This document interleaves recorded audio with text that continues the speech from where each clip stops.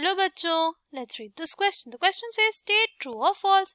हमसे बोला the formation of ionic solid from ions of the elements is an endothermic process. की concept for this question is endothermic process. Endothermic process basically हमारे पास वो process होता है जिसमें system takes up heat from surroundings. क्या? और जहाँ पे हीट रिलीज करता है हमारा सिस्टम, उसको बोलते हैं हम लोग एक्सोथर्मिक प्रोसेस.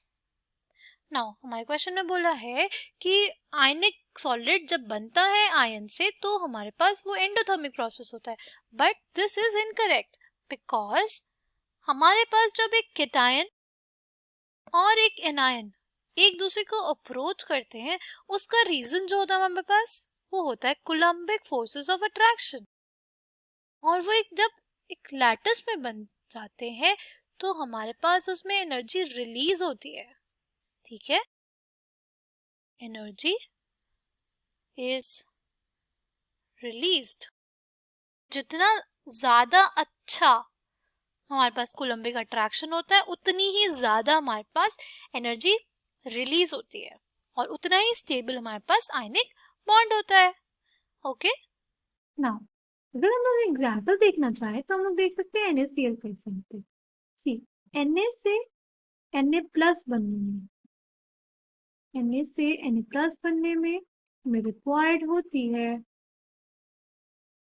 495.8 किलो जूल पर मोल की आयनाइजेशन एनर्जी. ठीक है, और क्लोरीन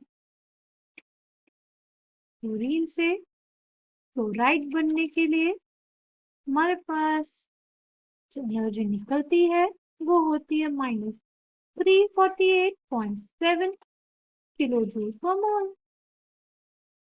ओके, अगर हम इन दोनों का सम करें तो हमारे पास आता है 147.1 किलो जूल पर मोल.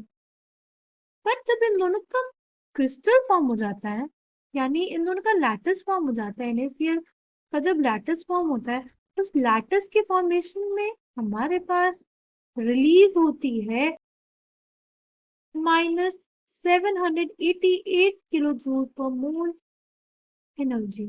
यानी अगर इसका लैटिस बन जा रहा है तो एनर्जी बहुत ज्यादा एनर्जी रिलीज हो रही है. ठीक है, which is very much greater than 147.1 kilo joule पर मोल एनर्जी थी हमारी.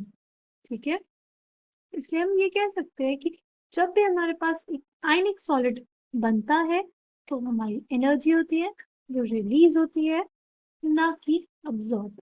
ठीक है, इस वजह से the given statement is false. The final answer for this question is given statement is false. I hope you understood it well. Thank you and all the best.